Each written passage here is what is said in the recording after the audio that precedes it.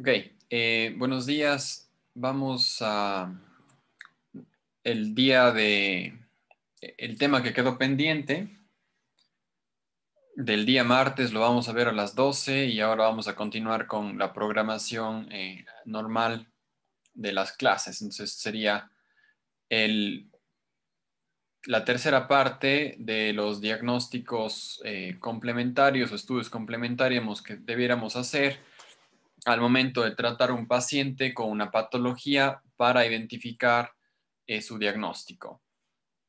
En este caso, prácticamente tenemos dos estudios grandes, que es la biopsia y la citología.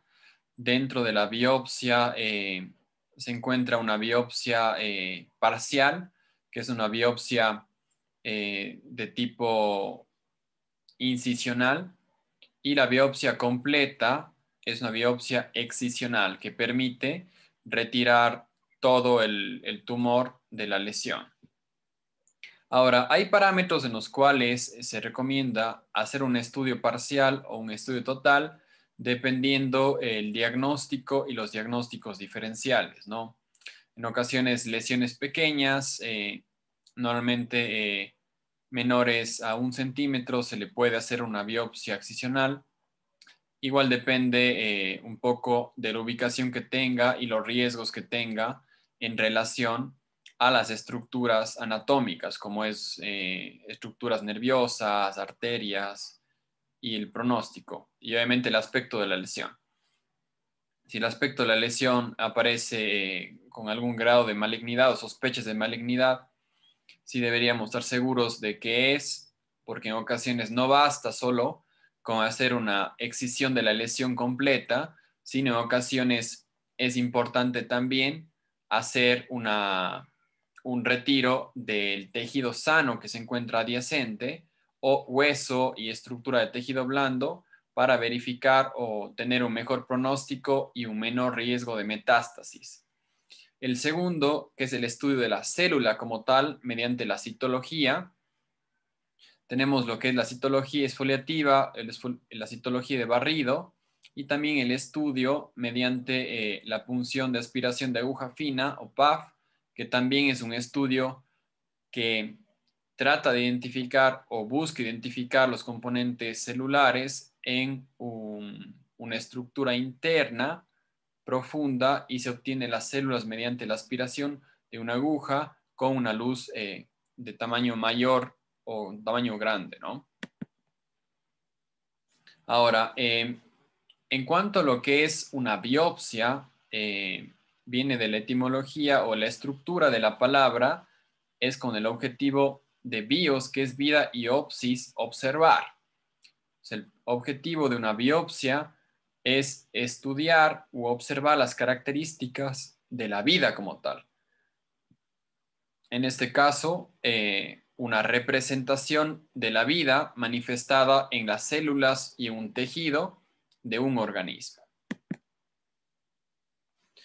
Tanto la biopsia como la citología conforman parte de los estudios complementarios que permiten establecer un diagnóstico certero, eliminar los diagnósticos presuntivos y intuir a una terapéutica.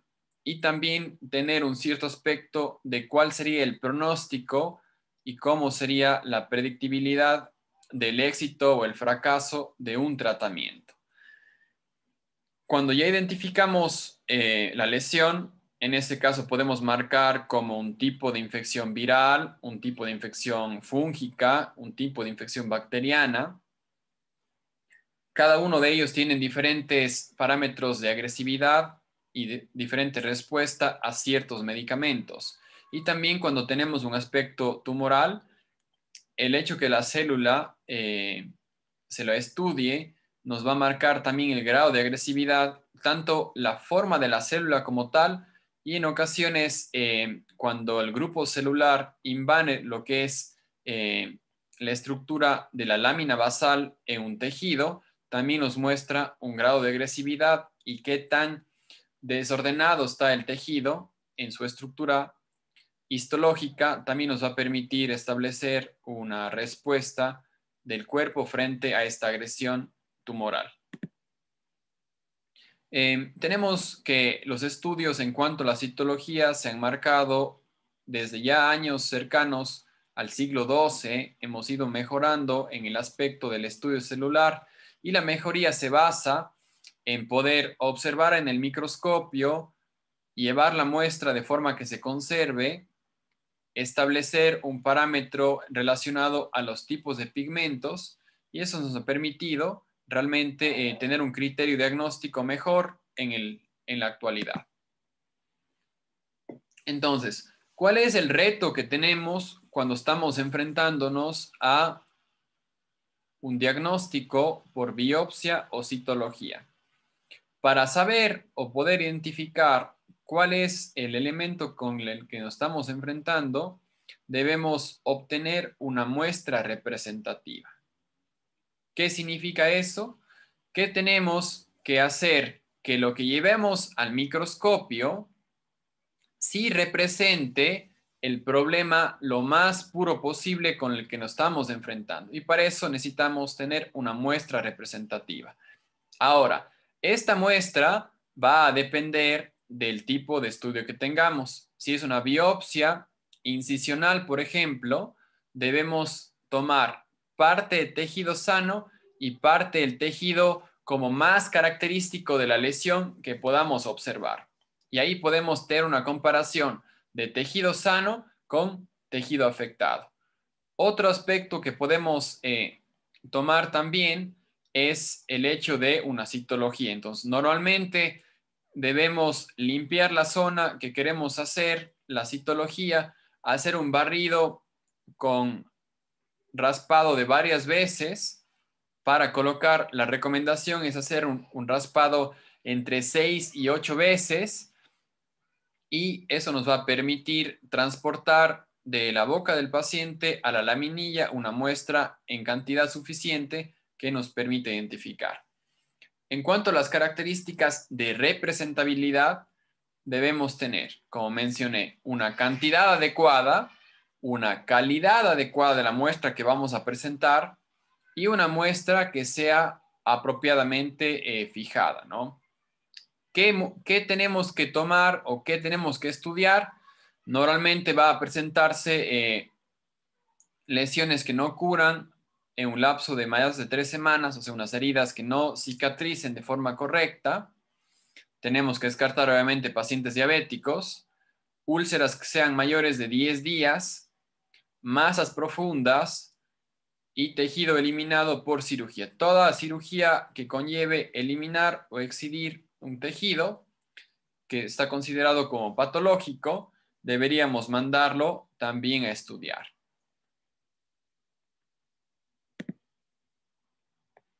Entonces, hay varias preguntas que se nos van a generar: ¿cómo vamos a hacerlo? ¿Con qué vamos a realizarlo? ¿Cuándo lo vamos a realizar? ¿Dónde lo vamos a realizar? ¿Y con quién lo vamos a realizar? Esto es importante porque debemos estar preparados para hacer esa toma de muestras, tanto con el material correcto, tanto con el fijador que elijamos, ya sea un spray citoestático o lo que es un componente de alcohol al 90%, o también hay otras soluciones que por ejemplo es la formalina, que nos ayuda para fijar de mejor forma a las estructuras que queremos mandar a estudiar. Ok. ¿Y cómo hacemos? Lo primero que debemos establecer es tener una técnica aséptica, perdón, una técnica que sea, que garantice la no invasión de otros patógenos. Entonces deberíamos hacer una zona de una limpieza superficial de la herida y los campos adyacentes. Dependiendo si es una biopsia, deberíamos anestesiar o no. Si tenemos que hacer una toma de tejido, lo normal es obviamente anestesiar. En ese caso, la técnica que tuviéramos que realizar sería el uso del bisturí o el uso de una tijera, juntamente con una sutura. ¿Cuándo debemos realizar este dato? Se establece un poco del conocimiento que tengamos de cómo ha sido el transcurso de la enfermedad. Si la enfermedad ha durado, como mencioné, más de 3 semanas, si la úlcera ha permanecido también un tiempo similar o cercano a 10 días, no duele y no ha cicatrizado, nódulos profundos que no han desaparecido, ahí sería el tiempo ya de actuar. O si estamos sospechando de una lesión ulcerosa o de un cambio de la coloración de la mucosa blanquecina, eritematosa, que nos pueda identificar si tenemos una infección de tipo viral o una infección de tipo fúngica en nuestra mucosa. ¿Con quién debemos realizarlo? ¿Dónde debemos realizarlo? Siempre debemos, cuando es una biopsia, comparar una estructura sana con una estructura enferma. ¿Con quién debemos realizarlo? Es importante que ya tengamos listo o identificado cuál es el patólogo que nos va a ayudar, porque una vez que tengamos la muestra, esa muestra debe ser procesada, identificada los componentes que queremos enviar. Otra de las prácticas que nos toca realizar es el llenado correcto de la muestra, basado en la clase de hoy y basado en la clase de lesiones fundamentales. Ahí vamos a especificar los términos correctos de la lesión y colocar diagnósticos diferenciales en orden de lo que podamos creer que tenga nuestro paciente. Hay diferentes clasificaciones de las técnicas que podemos nombrar. Va a clasificarse de acuerdo al tipo de lesión que queremos estudiar, cuál es la técnica, los métodos de la toma, si usamos una jeringa, si usamos un cepillo, si usamos un aplicador. Va a variar dependiendo también la topografía que usemos, según el tipo de procesado que vamos a usar. Si tenemos la necesidad, por ejemplo, hay patologías que son de estructuras óseas, o sea, que conllevan al hueso, y eso necesita el patólogo que tenga un proceso de descalcificación del hueso para poderlo cortar, ¿no? Según la finalidad y según el tipo de proceso, a veces cuando son lesiones duras, cuando nos enfrentamos a un proceso de calcificación o descalcificación. Cuando estamos en relación a la citología exfoliativa, tenemos tres grandes grupos, como mencioné. La citología en general se clasifica en una citología por aspiración de aguja fina, que utilizamos cuando queremos identificar células que se encuentren dentro del tejido en una cavidad, ¿sí? Eso puede ser contenido líquido, contenido semisólido, por lo general son los dos objetivos que utilizamos. De ahí tenemos lo que es la citología exfoliativa y la citología que usamos en forma de barrido con un aplicador. Ok, entonces, ¿qué tiene que ver o cómo identificamos al término citología? Entonces, como hemos visto, todo lo que termina como logía viene de la palabra logos, que es tratado, y célula viene de la palabra kitos, que en griego significa justamente una estructura celular. Entonces, ¿qué nos va a marcar? Es un estudio de las células desde el punto de vista de su estructura o constitución interna. Nos va a permitir identificar cómo es su forma, su morfología y también su evolución. En cuanto a la evolución, habla en relación a la estructura de la célula que estamos viendo con la estructura de su célula madre o predecesora, o la célula sana en este caso. Otra definición de la citología se la considera como un examen histopatológico del contenido celular extraído justamente por medios de procedimientos y técnicas de exfoliación y punción de aspiración de aguja fina, con el objetivo de establecer el diagnóstico definitivo del cirujano. Esto como parte del estudio de la citología.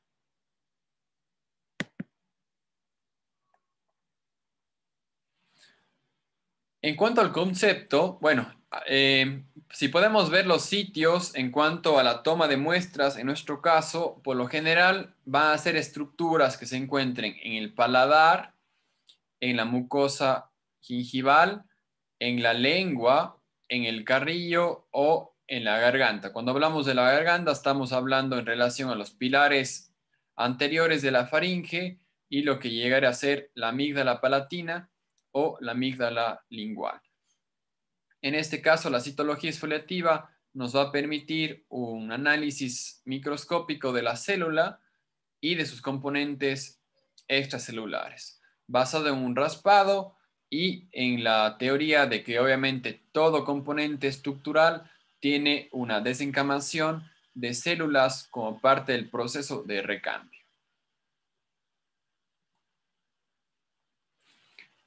En cuanto a la citología exfoliativa, tenemos diferentes pasos que vamos a seguir, ¿sí? En este caso, los componentes que tenemos van en relación a un raspado con un tipo de cepillo, un fijado y tenemos aquí dos técnicas de fijación como tal. Tenemos un spray fijador que es similar a lo que se utiliza para fijar el cabello. O sea, es una estructura que genera una pulverización de un contenido en spray que va a fijar y mantener estable la estructura. Y también tenemos la otra opción de un componente de un estuche que contiene alcohol al 90%, que permite también la conservación de las estructuras celulares en este caso. Ok, ay, no está, a ver, ¿por qué no funciona? Ok, voy a ponerles justamente el video de la técnica, de lo que queremos replicar nosotros en clase. ¿Dónde estás?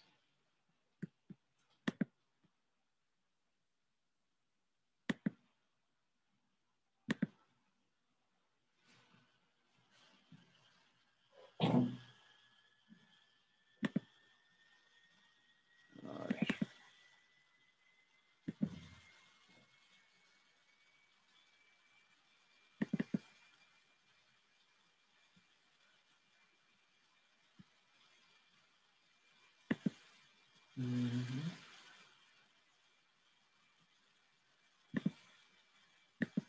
No sé por qué no se me cargó en...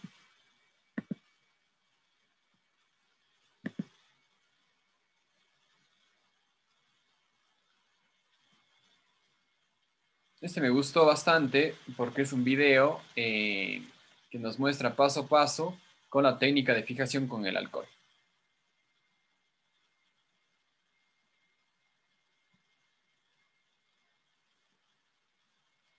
Hay dos maneras, hay como limpiar, como muestran en el gráfico, la laminilla y en ocasiones también existen laminillas que se encuentran estériles y lisas para ser utilizadas. Lo importante, si lo limpiamos, deberíamos limpiarla con un componente de gasa, con el objetivo de que no se queden residuos como de hilo, de servilletas o estructuras así, porque nos pueden alterar la muestra como tal.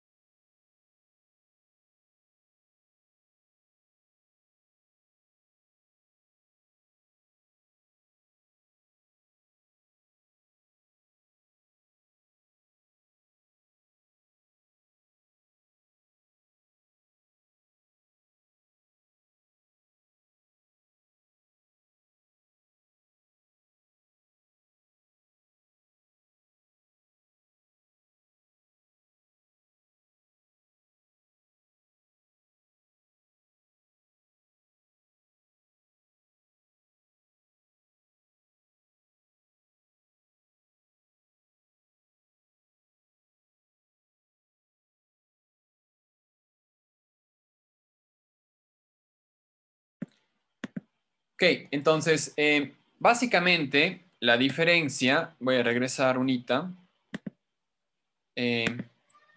Lo que estamos viendo aquí y lo que mencioné es justamente el raspado que tenemos contra la estructura de la mucosa para fijar. Ahora, ¿qué es lo que estamos buscando, no? Es importante saber. En ocasiones se va a estudiar la parte de la mucosa como tal, pero lo que más he utilizado este tipo de estudios es para revisar si el paciente se encuentra con una sobreinfección o una infección secundaria en relación a hongos o virus como tal.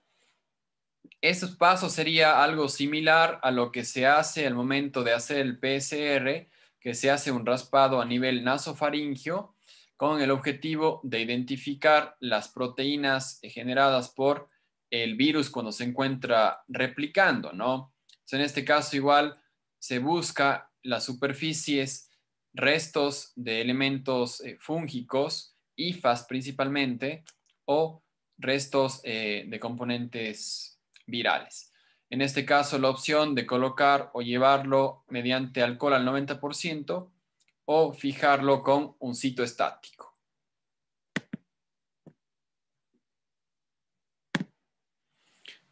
Los colorantes comúnmente que se emplean van a variar de acuerdo a cuál es el diagnóstico que presentamos, pero lo común es que tenga una hematoxilina de Harris, eosina, que nos va a permitir la pigmentación de azul y rojo del contenido estructural del citoplasma, de la parte proteica de la célula, y otro componente común es el azul de toluidina. Tenemos un caso clínico de una paciente de 17 años, la cual tiene una sensación de ardor en el paladar, tiene una sensación de ardor a nivel del pabellón auricular. No presenta en este caso alguna asimetría facial ni a nivel de cuello ni al nivel de la estructura facial que podamos identificar. Una imagen, en este caso intraoral, donde podemos revisar que no se observa, aparte de una posición no perfecta de los dientes, alguna alteración. Y observamos en la estructura de la cavidad bucal algunas particularidades. Entonces, en este caso, vamos a ver que es una lesión, son varias lesiones que presenta nuestro paciente.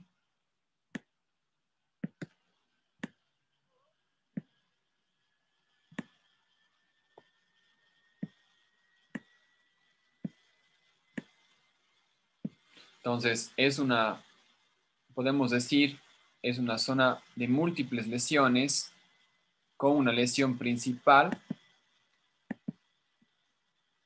Lo interesante de esta lesión es que la lesión principal va en relación a la salida del nervio palatino anterior, ¿sí? Justamente está en esa estructura y se fijan, ha generado como un tipo de necrosis. Ahí tendríamos que revisar y tendríamos que establecer ya con los términos que hemos visto, ¿no? Una lesión múltiple basada en una lesión grande y 5 lesiones pequeñas, una lesión de tipo irregular de más o menos 1 centímetro por 1 centímetro, de coloración blanca, un tono blanco rojizo, y realmente vemos zonas en las cuales hay un límite o están limitadas y otras zonas que están de forma irregular. Es una lesión deprimida tipo úlcera y aparentemente tiene una estructura como una membrana o pseudomembrana en su superficie. Entonces, ahí se puede hacer varios diagnósticos o varios métodos en los cuales podamos identificar qué tipo de lesión nos estamos enfrentando. Ahora, en estos casos podemos elegir una biopsia incisional, o sea, retirarle a la paciente un segmento de mucosa sano con un segmento de mucosa contaminado para estudiar. tanto la parte sana como la parte patológica representativa, o hacer un raspado para enviar el componente de la superficie citológica.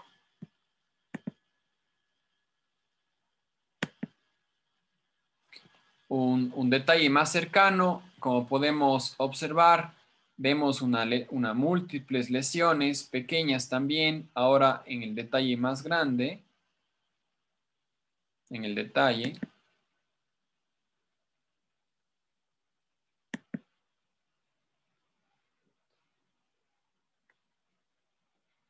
y tenemos en este caso una estructura en la cual nos va a mostrar si es que hay algún crecimiento de tipo bacteriano como tal. Entonces se hizo un cultivo bacteriano y que nos presenta el primer estudio en relación a algo bacteriano, nos presenta primero sin desarrollo de anaerobios y probablemente tengamos un estreptococo. Lo que hay que identificar si ese estreptococo es saprófito o es patológico en este caso. Entonces, puede ser solamente que haya entrado en el cultivo una célula que normalmente, una bacteria normalmente considerada como normal en la cavidad bucal. Y ahora observamos el aspecto de la citología, entonces nos marca que el patrón que hace la muestra nos marca un patrón de tipo viral, ¿sí? Y el estudio citológico lo que nos indica es que debido a las características proteicas que encuentra en el estudio, da como un diagnóstico presuntivo que la paciente tiene una manifestación bucal de un herpes zóster. Ahora, con ese diagnóstico es importante determinar, porque el herpes zóster en sí afecta a personas mayores o afecta a personas con un grado de inmunodepresión, ¿no? Entonces, tenemos que buscar realmente cuál es el mecanismo por el cual este tipo de lesión se ha visto afectado en nuestro paciente. No, que esto todavía no. Ahora, es uno me voy a adelantar, es una de las enfermedades que nos toca manejar cuando estudiemos la parte de infecciones virales dentro del grupo de vesículo ampollosas. Cuando estamos enfrentándonos con un tipo de herpes, tenemos que identificar justamente qué herpes es. El tipo 1, que es el herpes normal que nos da a todos y tenemos como el 70% de la población, el herpes tipo 2, el herpes que es de tipo genital, y hay otros tipos de herpes como el 5 y el 6 que se desarrolla en los niños y generalmente se manifiesta con úlceras o con pápulas o exantema a nivel de los miembros superiores e inferiores, y lo que es el herpes zóster, que lo común es que se presente en personas mayores o en personas inmunodeprimidas. Ahora, el tratamiento va a variar dependiendo de qué tipo de herpes nos enfrentemos. En este caso, para no entrar en la otra clase, este tipo de herpes zóster puede generar algunas manifestaciones, como son una manifestación de ardor tipo latigazo, o puede desarrollar en ocasiones severas un síndrome que se llama el síndrome de Ramsay-Hunt, que es un síndrome que el virus daña la estructura de lo que son los nervios faciales o los nervios del maxilar de cualquiera de sus ramas, el par 1, el par 2 o el par 3, perdón, la ramificación B1, B2 o B3, en el cual el componente se encuentra afectado porque edematiza el nervio y, por ejemplo, algunos nervios que se encuentran dentro de cavidades, cuando se edematiza, no puede inflamarse mucho porque está en una cavidad cerrada y eso le va a generar que el nervio en sí pueda perder su función y quede disfuncional. Ahora, ¿cuál es el tratamiento del herpes zóster como tal? Antirretrovirales, la recomendación es dar dosis altas de aciclovir. Normalmente se maneja con dosis de 800 y va a depender un poco dosis respuesta. Lo normal es iniciar con una terapia de 800 de aciclovir cada 8 horas. Y la literatura inclusive recomienda administrar 800 miligramos de aciclovir 4 horas, cada 4 horas. Entonces, son medicamentos que tienen que ir dosis respuesta con el objetivo de ir viendo cómo progresa la enfermedad.